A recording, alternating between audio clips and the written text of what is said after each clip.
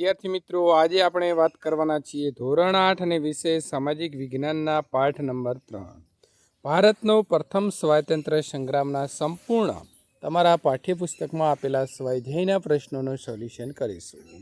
એ પહેલાં ચેનલની અંદર પ્રથમ વખત આવ્યા છો અને વિદ્યાર્થી મિત્રો, તમારા ધોરણ અને 12 ધોરણ સુધીના તમામ પ્રકારના વિડીયો મેળવવા માટે ચેનલને ખાસ સબસ્ક્રાઈબ કરી દેવી। પ્રશ્ન નંબર 1, નીચે આપેલા પ્રશ્નોના ઉત્તર તમારે એક વાક્યની અંદર આપવાના હતા। પહેલો પ્રશ્ન એવો હતો, ઈસવીસન 1857ના સંગ્રામનો પ્રથમ શહીદ કોણ ગણાય છે? તો આપણે પાઠનો અભ્યાસ કરી ગયા, આપણને ખ્યાલ છે કે ઈસવીસન 1857ના સંગ્રામનો પ્રથમ શહીદ મંગલ પાંડે ગણાય છે। પૂર્ણ વાક્યમાં જવાબ બોલીશું અને પૂર્ણ વાક્યમાં જ લખીશું। પ્રશ્ન નંબર 2, ભારતમાં હિન્દુ મુસ્લિમ એકતા તોડવા અંગ્રેજોએ કઈ નીતિ અપનાવી હતી? તો ભારતમાં હિન્દુ મુસ્લિમ એકતા તોડવા માટે અંગ્રેજોએ ભાગલા પાડો અને રાજ કરો ની જે નીતિ હતી એ નીતિ અપનાવી હતી। પ્રશ્ન નંબર 3, ઓખામંડળ વિસ્તારમાં કોણે અંગ્રેજોને જબરજસ્ત પ્રતિકાર કર્યો? તો ઓખામંડળ વિસ્તારમાં જોધા માણેક અને મુળુ માણેકે અંગ્રેજોનો જબરજસ્ત પ્રતિકાર કર્યો હતો। ગુજરાતમાં ઈસવીસન 1857ના સ્વાતંત્ર્ય સંગ્રામ સાથે કયા કયા સ્થળો જોડાયેલા હતા? તો ગુજરાતની વાત કરીએ તો મિત્રો, 1857ના સ્વાતંત્ર્ય સંગ્રામની અંદર અમદાવાદ, લુણાવાડા, પાટણ, આણંદ, દ્વારકા, ઓખા, વિજાપુર, ખેરાળુ, સાબરકાંઠા વગેરે સ્થળો તથા મહીસાગર જિલ્લાનો પાંડરવાડા વિસ્તાર પણ આ સ્વાતંત્ર્ય સંગ્રામમાં જોડાયેલો હતો। પ્રશ્ન નંબર 2ની વાત કરીશું, ટૂંક નોંધ લખો। ઈસવીસન 1857ના સંગ્રામના આર્થિક કારણો કયા હતા? આપણે અલગ અલગ કારણો ભણ્યા છીએ, જેમાંથી આર્થિક કારણો લખીશું। ઈસવીસન 1857ના સ્વાતંત્ર્ય સંગ્રામના આર્થિક કારણો નીચે પ્રમાણે હતા। અંગ્રેજ સરકારે ભારતના ભોગે ઇંગ્લેન્ડને સમૃદ્ધ બનાવવા માટે અપનાવેલી આર્થિક નીતિને કારણે ભારતનો વિદેશી વેપાર પડી ભાગ્યો। અંગ્રેજ સરકારે ભારતને કાચા માલનું સંસ્થાન અને પોતાના બનેલા પાકા માલનો બજાર જે છે તે બનાવ્યું હતું। પોતાના દેશને જરૂરી એવો કપાસ, કળી, રેશમ વગેરે પાકો ભારતના ખેડૂતો ફરજિયાત ઉત્પાદન કરે એવી નીતિ અંગ્રેજોએ અપનાવી હતી। પરિણામે ભારતમાં અનાજ અને કઠોળનું ઉત્પાદન ઘટી જાય એવી પરિસ્થિતિ સર્જાઈ। અંગ્રેજ સરકારની અન્યાયી મહેસૂલ નીતિના કારણે ખેડૂતો પાયમાલ થયા, જમીનદારો જમીન વિહોણો બન્યા। અંગ્રેજોની આવી ભેદભાવ ભરી જકાત નીતિને કારણે ભારતમાં ધમધમતા ગૃહ ઉદ્યોગો, હસ્ત ઉદ્યોગો અને ગ્રામો ઉદ્યોગો જે હતા તે પડી ભાગતા લાખો કારીગરો હતા તે બેકાર બન્યા। અંગ્રેજોએ વેપાર ધંધાથી ધમધમતા ભારતના અનેક મોટા શહેરોની જાહો જલાલી ઓછી કરી દીધી। ઈસવીસન 1801થી 1857 સુધીની અંદર ભારતમાં નાના મોટા અનેક દુકાળો પડ્યા હતા। અંગ્રેજોએ લોકોને એમાંથી બચાવવાના રાહતના પગલાં ન ભર્યા। અનાજની અછતના કારણે લગભગ અસંખ્ય જે લોકો છે તે આ દુકાળની અંદર મરી ગયા હતા। પ્રશ્ન નંબર 2ની વાત કરીશું, ઈસવીસન 1857નો સંગ્રામના નિષ્ફળતાના કારણો અથવા તો ઈસવીસન 1857ના સ્વાતંત્ર્ય સંગ્રામ કયા કારણોથી નિષ્ફળ ગયો? તો બંને પ્રકારના આપણી પરીક્ષામાં પ્રશ્નો પૂછાય તો જવાબ એક જ આવશે કે કેન્દ્રીય નેતાગીરીનો અભાવ। તો ઈસવીસન 1857ના સ્વાતંત્ર્ય સંગ્રામના અનેક નેતાઓ હતા, પરંતુ તેમાં સમગ્ર સંગ્રામને દોરવણી આપી શકે એવો કોઈ સમર્થ, સર્વોચ્ચ અને સર્વમાન્ય નેતા ન હતો। રાજાઓ અને જાગીરદારો કોઈનો હુકમ માનવા તૈયાર ન હતા। સંગ્રામના મુખ્ય નેતા બહાદુર શાહ અત્યંત વૃદ્ધ હતા। સંગ્રામ જુદા જુદા સ્થળોએ જુદા જુદા નેતૃત્વ નીચે થયો। સંગ્રામના કેન્દ્રીય સંગઠન અને નેતૃત્વનો ખૂબ અભાવ હતો, જે સ્વાતંત્ર્ય સંગ્રામની નિષ્ફળતાનું મુખ્ય કારણ હતું। અંગ્રેજોની લશ્કરી તાકાત, સંગ્રામીઓની સૈન્ય શક્તિ, શસ્ત્રો અને નેતાગીરી કરતાં અંગ્રેજોની સૈન્ય શક્તિ, લશ્કરી શસ્ત્ર સરંજામ અને નેતાગીરી ચડિયાતા હતા। અંગ્રેજો પાસે આધુનિક શસ્ત્ર સરંજામ હતો, જ્યારે સંગ્રામીઓ પાસેના જૂના શસ્ત્રો અને અપૂરતા હતા। અંગ્રેજો પાસે રેલવે અને તાર વ્યવસ્થા હતી, જ્યારે સંગ્રામીઓ પાસે એ સાધનો ન હોવાથી જે તે સ્થળે વધારાના નવા શસ્ત્રો અને સૈનિકો પહોંચાડી શકાય નહીં। અંગ્રેજો પાસે દરિયાઈ તાકાત હોવાથી તેમનું નૌકાદળ બહારથી બહુ ઝડપથી પોતાના નવા સૈનિકો લાવવા સક્ષમ બન્યું। સંગ્રામીઓની અંદર રાણી લક્ષ્મીબાઈ અને તાત્યા ટોપેને બાદ કરતા કોઈ શક્તિશાળી નેતા ન હતો। શક્તિશાળી સેનાપતિઓની મદદથી અંગ્રેજોએ સંગ્રામને બહુ ઝડપથી દબાવી દીધો। ત્રીજું કારણ છે અન્ય કારણો। ભારતની અંદર મોટાભાગના રાજાઓ સંગ્રામથી અલિપ્ત રહ્યા. હૈદરાબાદ, કાશ્મીર, પટિયાલા, ઇન્દોર, ગ્વાલિયર, ભોપાલ, વડોદરા વગેરે શાસકોએ તો સંગ્રામને દબાવવા માટે અંગ્રેજોને સહકાર આપ્યો હતો. શીખો અને ગુરખાઓ સંગ્રામમાં અંગ્રેજોના પક્ષમાં રહીને લડ્યા. તેમણે સંગ્રામને નિષ્ફળ બનાવવામાં મહત્વની ભૂમિકા ભજવી. સંગ્રામને અંગ્રેજ સરકારના નોકરિયાતો, શિક્ષિત, બુદ્ધિજીવીઓ વગેરે સહકાર અને માર્ગદર્શન મળ્યા નહીં. સ્વાતંત્ર્ય સંગ્રામ સમગ્ર ભારતમાં ફેલાયો ન હતો. સંગ્રામનું ઉગ્ર સ્વરૂપ મોટા ભાગે ઉત્તર ભારતના કેટલાક વિસ્તારો પૂરતું મર્યાદિત હતું. તેથી અંગ્રેજો પોતાની શક્તિ કેન્દ્રિત કરીને સ્વાતંત્ર્ય નિષ્ફળ જે છે તે બનાવવામાં તેઓ સફળ રહી શક્યા. ત્યારબાદ વાત કરીશું સ્વાતંત્ર્ય સંગ્રામ. 31 માર્ચ મિત્રો 1857ના રોજ ભારતભરમાં એક સાથે શરૂ થવાનો હતો, પરંતુ તે માર્ચ મહિનામાં શરૂ થઈ ગયો. તેથી સંગ્રામનું આયોજન વેરવિખેર થઈ ગયું અને અંગ્રેજ સરકાર સાવચેત થઈ ગઈ. પ્રશ્ન નંબર 2નો બ. નીચે આપેલા પ્રશ્નોના ઉત્તર લખવાના છે. ઈસવીસન 1857ના સ્વાતંત્ર્ય સંગ્રામ માટેના જવાબદાર કારણો લખો. તો આપણે પહેલું કારણ લખીશું રાજકીય કારણ.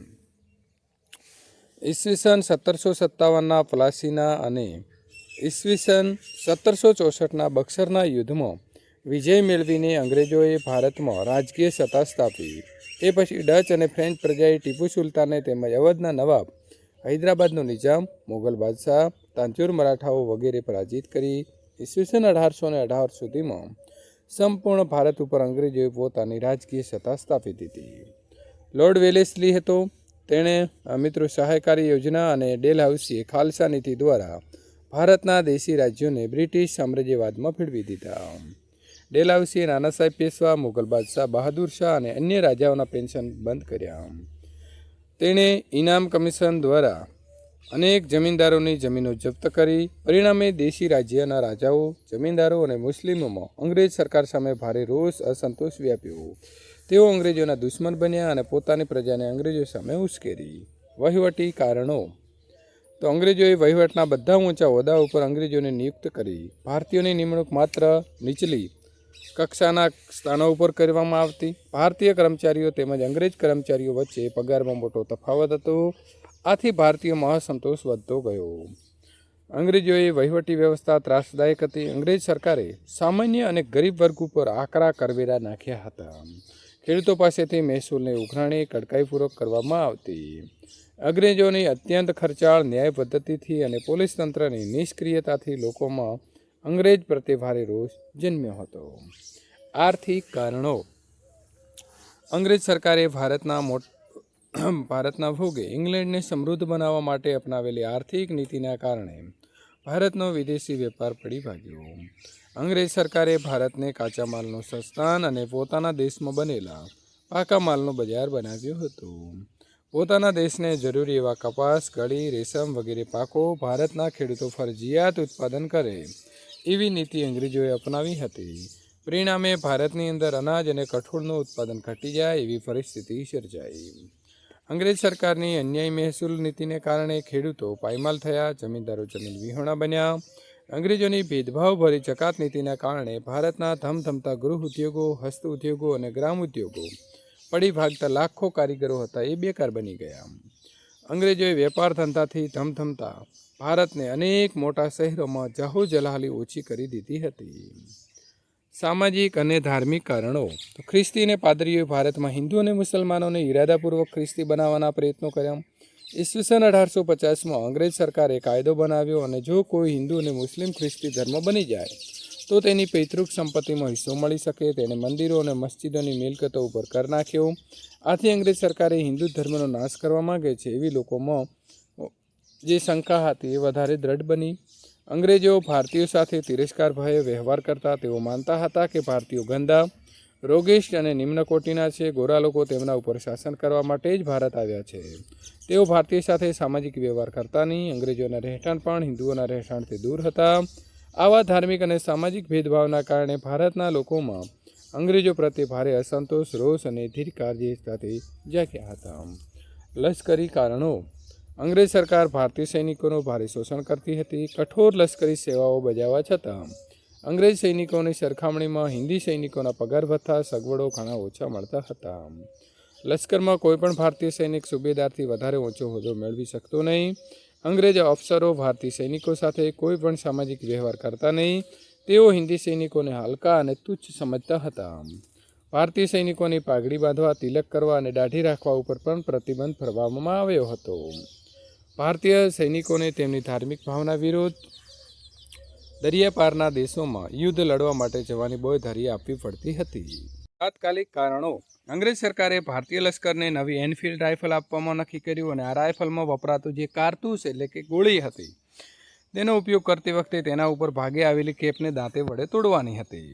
જાન્યુઆરી 1857ના બંગાળના સૈનિકોમાં એવી અફવા ફેલાઈ કે કેપમાં ગાય અને ડુક્કરની ચરબીનો ઉપયોગ કરવામાં આવ્યો છે. હિન્દુઓ માટે ગાયનું અને મુસલમાનો માટે ડુક્કરનું માંસ વીર્ય છે. આથી મિત્રો ભારતીય સૈનિકોને લાગ્યું કે અંગ્રેજો તેમનો ધર્મ ભ્રષ્ટ કરવા માગે છે. તેથી તેમણે કારતૂસો વાપરવાનો ઇનકાર કરી સંગ્રામની શરૂઆત કરી. આમ એનફિલ્ડ નામની રાઇફલ ઈસવીસન 1857ના સંગ્રામનું તાત્કાલિક કારણ હતું. કેટલાક ઇતિહાસકારો કારતૂસોની હકીકતને અફવા માનતા નથી. બીજો પ્રશ્ન એવો છે મિત્રો કે કેન્દ્રીય નેતાગીરીનો અભાવ અને ઈસવીસન 1857ના સ્વાતંત્ર્ય સંગ્રામની નિષ્ફળતાનો મુખ્ય કારણ ગણાય છે. આ વિધાનની આપણે સમજૂતી આપીશું. તો કેન્દ્રીય નેતાગીરીનો અભાવ. તો ઈસવીસન 1857ના સ્વાતંત્ર્ય સંગ્રામમાં અનેક નેતાઓ હતા, પરંતુ તેમાં સમગ્ર સંગ્રામને દોરવણી કાપી શકે એવો કોઈ સમર્થ, સર્વોચ્ચ અને સર્વમાન્ય નેતા ન હતો. રાજાઓ અને જાગીરદારો કોઈને હુકમ માનવા તૈયાર ન હતા. સંગ્રામના મુખ્ય નેતા બહાદુર શાહ અત્યંત વૃદ્ધ હતા. સંગ્રામ જુદા જુદા સ્થળોએ જુદા જુદા નેતૃત્વ નીચે થયો. સંગ્રામમાં કેન્દ્રીય સંગઠન અને નેતૃત્વનો અભાવ હતો, જે સ્વાતંત્ર્ય સંગ્રામને નિષ્ફળતાનું મુખ્ય કારણ ગણી શકાય. અંગ્રેજોની લશ્કરી તાકાત. સંગ્રામમાં સૈન્ય શક્તિ, શસ્ત્રો અને નેતાગીરી કરતાં અંગ્રેજોની સૈન્ય શક્તિ, લશ્કરી શસ્ત્ર સરંજામ જ્યારે વધારે હતા, જ્યારે આપણી પાસે જે છે તે મિત્રો એમના કરતાં ઓછા હતા અને અપૂરતા હતા. અંગ્રેજો પાસે રેલવે, તાર વ્યવસ્થા હતી, જ્યારે સંગ્રામીઓ પાસે સાધનો ન હોવાથી જે તે સ્થળો વધારાના નવા શસ્ત્રો અને સૈનિકો પહોંચાડી શકતા ન હતા. અંગ્રેજો પાસે દરિયાઈ તાકાત હોવાથી તેમનું નૌકાદળ બહારથી બહુ ઝડપથી પોતાના નવા સૈનિકો લાવવા સક્ષમ બન્યું. સંગ્રામીઓની અંદર રાણી લક્ષ્મીબાઈ તાત્યા ટોપેને બાદ કરતા કોઈ શક્તિશાળી નેતા ન હતો. શક્તિશાળી સેનાપતિઓની મદદથી મિત્રો અંગ્રેજોએ સંગ્રામને બહુ ઝડપથી દબાવી દીધો. અન્ય કારણોની વાત કરીએ તો આપણે ઉપર જોયા એ પ્રમાણે જ અન્ય કારણો અહીં પણ મિત્રો આપ્યા છે. 1857ના સંગ્રામનો સ્વરૂપ વિશે સવિસ્તાર તમારે નોંધ લખવાની હોય તો આ પ્રકારે લખી શકાશે. ઈસવીસન 1857ના પ્રથમ સ્વાતંત્ર્ય સંગ્રામને અંગ્રેજો માત્ર સૈનિકનો વિદ્રોહને બળવો માને છે. કેટલાક ભારતીયો પણ તેને જનવિદ્રોહ માને છે, પરંતુ કેટલાક ઇતિહાસકારો અને વિદ્વાનો ઈસવીસન 1857ના સ્વાતંત્ર્ય સંગ્રામને જુદું જુદું સ્વરૂપ દર્શાવે છે. ઇતિહાસકાર ડૉક્ટર સેન સંગ્રામને સ્વતંત્રતા સંગ્રામની ઉપમા આપી છે. ઇંગ્લેન્ડના રાજપુરુષ ડિઝરાયેલી સંગ્રામને રાજકીય અને ધાર્મિક બળવો કહે છે. વિનાયક દામોદર સાવરકર અને પટ્ટાભી સીતારામૈયા સંગ્રામને ભારતનો પ્રથમ સ્વાતંત્ર્ય સંગ્રામ ગણાવે છે. સિપાહીઓના બળવા કરતાં સંગ્રામનું સ્વરૂપ ખૂબ વ્યાપક અને અસરકારક હતું, કારણ કે સંગ્રામની અંદર રાજાઓ, જાગીરદારો, જમીનદારો, ખેડૂતો, કારીગરો, આદિવાસીઓ વગેરે સક્રિય ભાગ લીધો હતો. હવે આપણે સાચો વિકલ્પ શોધી અને મિત્રો લખવાનો રહેશે. ઈસવીસન 1857ના સંગ્રામના મુખ્ય સ્થળોમાં નીચેનામાંથી કયા સ્થળનો સમાવેશ થતો નથી? તો ચંડીગઢ એટલે કે સી ઓપ્શન સાચો છે. ખાલસા નીતિની અનેક રાજ્યોને બ્રિટિશ સામ્રાજ્યમાં ભેળવી દેનાર કોણ હતો? તો ખાલસા નીતિ લાવનાર ડેલહાઉસી હતું. પ્રશ્ન નંબર 3, એનફિલ્ડ રાઇફલના કારતૂસ ઉપર કયા બે પ્રાણીઓની ચરબી લગાડી હોવાની સૈનિકોમાં શંકા હતી? તો ગાય અને ડુક્કર. વિદ્યાર્થી મિત્રો, આ જ પ્રકારે ચેપ્ટર નંબર 4 અથવા તો બીજા પાઠોનું સોલ્યુશન મેળવવા માટે અહીં આપેલી એન્ડ સ્ક્રીન ઉપર ક્લિક કરીને મેળવી શકો છો.